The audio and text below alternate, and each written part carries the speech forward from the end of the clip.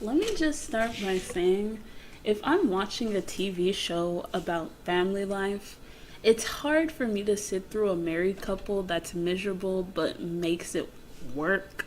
I first took notice of it in The Simpsons with Marge and Homer, where Marge has faults against Homer, but she keeps them to herself, and it just kind of works itself out because they love each other so much. Even though the episode she has thoughts of murdering him, yeah. I even noticed it in an even more recent episode of The Simpsons where Homer and this rando have like this wild tryst, and he only realizes after kissing the homewrecker. And I'm not just calling her a homewrecker, that's actually a part of her character. She only falls for Homer-esque guys like, Homer build, fat, and he has to look like Homer apparently, and they have to be married. But I get that that's a parody of the 7-Year Itch, but that doesn't really change my point that the guy only went back to his wife before fearing retribution.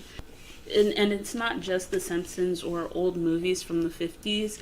It's even worse in Family Guy, where they actually cheat on each other constantly. But I guess that's the joke. But, keeping that in mind, I guess we should just jump into this toxic drama. I guess that kind of seems redundant since it's a drama. It's bound to be toxic. Anyway, for this episode, we have Cha Joo-hyuk and his wife Woo-jin's daily life. It's more so Joo-hyuk's life since he's the main character, but we do get glances at what Woo-jin's day is since she's not a stay-at-home wife. Joo-hyuk speeds off to work as Woo-jin yells at him to text her later about picking up their kids from daycare. Pretty important, I would think. And then in the next scene, Joo-hyuk arrives to work late and gets yelled at by his boss despite his friend Yoo Jung-hoo. But besides his best friend's efforts to help him look like he was coming in after a coffee break, the boss and the other workers don't really have an impact so far on the storyline from what I've seen. This scene was mostly just to show that Joo-hyuk hates his work life and that his friend Jung-hoo is someone he can talk to as a friend more than just a colleague. And then after that, after their short combo outside with these weird guns that I realized are smoke guns, Joo-hyuk gets yelled at by a customer at the bank, and that's just, another shout out to I hate my life. Anyway, it's just another thing that he adds to say that he hates his life. And then as the day comes to a close, there's a problem at work because of this guy.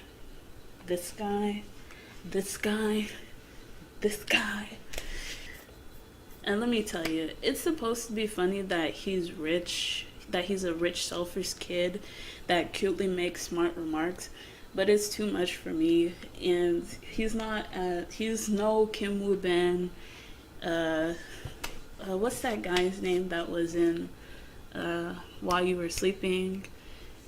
There's so many that I could list off if I remembered them, but he's not one of those, so it doesn't even work, at least not for me. I'm sure there are people that like him because he's from K-pop or something, but he comes off as really annoying. He's the reason why Joo-hyuk has to run after a bank customer and subsequently gets into an accident. I won't say it's all the way his fault, though, because Joo-hyuk was trying to answer his phone, which magically moved.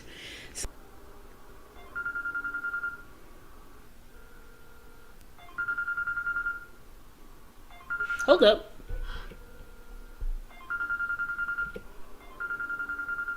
Okay. Alright. It was too easy for him to get, so they just moved the phone.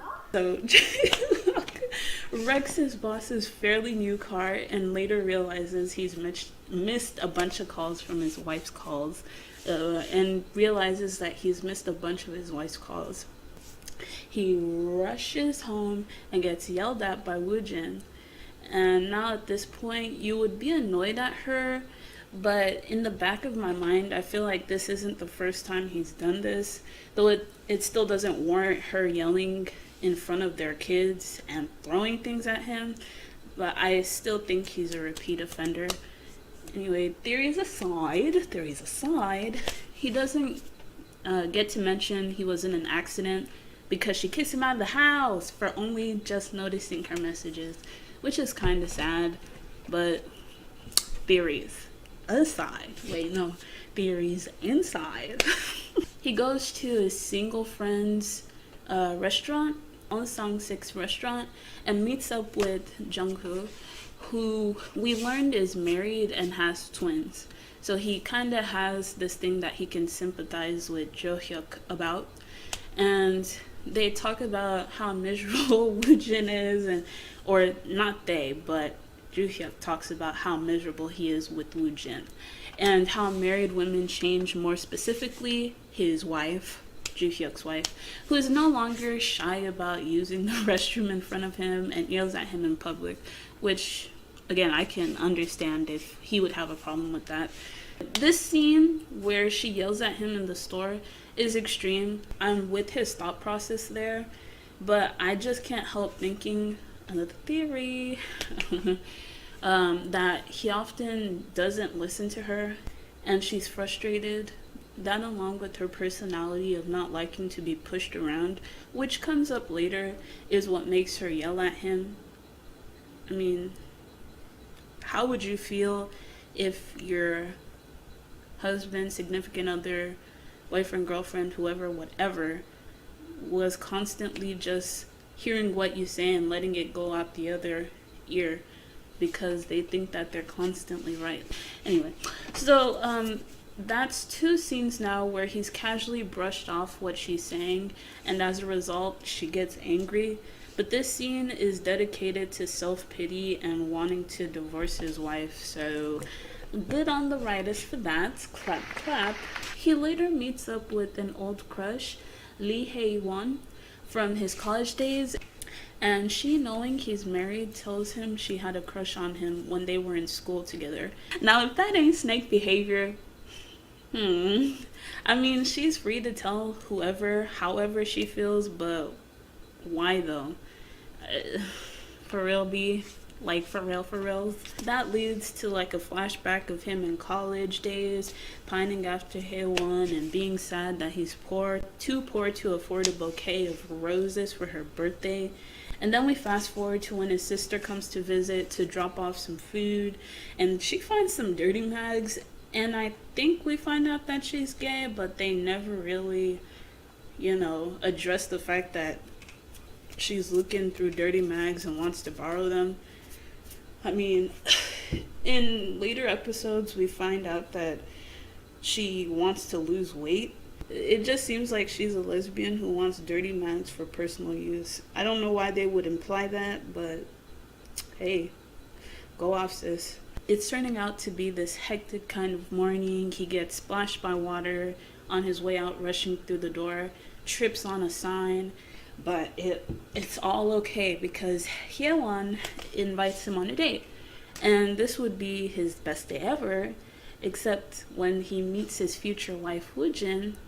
That's just so, I mean, it's awful to say, but because he stands up for her, he ends up missing his date with Hyewon, and I guess that ruins the whole day for him because he was pining after Hyewon, or that's how they, frame it to look, because, his day is ruined by his wife. Oh gosh, a rose. Oh. He tries to apologize the next day, but she's not hearing it, and I don't have a problem with her not wanting to date him because she thinks he's flaky, but he came after everyone went into the theater and waited till everyone left, and he still didn't see her. So where did she go? I thought that maybe she left because she thought that he stood her up, but she explicitly said that she went into the recital because she waited so long and he never showed up. But why didn't she come out? it just made me think that one, she was lying and she actually didn't go, or two, they cut the scene where she walked, or three, but there's no three because they didn't give an explanation on why she didn't want to see him again. She's just like, but where the fuck did she go? No excuse would justify standing me, Hyeon, beauty of my department, because they're in college. But like, it really didn't make sense. Or because they wouldn't be able to logically justify her not, understanding him saving a woman from a public roach, I mean, like, if they had made her still walk off after he told her his excuse, which isn't really an excuse, she'd look like a self-centered person too early on in the show. Because, this is the type of drama where they make either one of the women, or both of the women so far, look bad. So, Anyway, he gets dumped. Okay. And Woojin pines after him. He goes to her dad's funeral, and we end up back in the present. He hates his life. He hates his life. And of course, coming home late again is not going to make his wife mad, despite it making her mad. Of course, she's mad that he comes in drunk and won't let him stink up the bedroom with his booziness. And he takes this as a chance for self-pity and more moaning about being with Haewon, as if she didn't dump him for being late one time. They just never talk. I mean, like, did they never just talk again, even though they exist in the same college? And they never show that he quits the club. He's actively in the club that she's in because of her. So she just ignored his existence, which would make her an awful person, but I guess he's ignoring that fact. Or I don't know, they just stopped existing in each other's universe, I guess. She just disappeared. Boop. Anyway, he couldn't have liked her that much if he went for the next girl to show him attention. Like, he never went after her again, I guess. Anyway, I guess we're not even there yet. There's a process to the grass is greener method, which is like, this person seems like a better person, but actually, this person is really cool, but you're not seeing it yet. Anyway, after his drunken night, he gets to the subway, gets foozy tubed, accidentally volunteers to go to an extra's funeral with somebody's car, never mention whose car that is, and afterward ends up driving to a weird toll that only takes 500 won coins. He drives down, some magical stuff happens, and he wakes up in the past. Dun dun dun. So if you like this interpretation of the first episode of Familiar Wife, I'd be really happy if you hit the like button or subscribe for more breakdowns of dramas,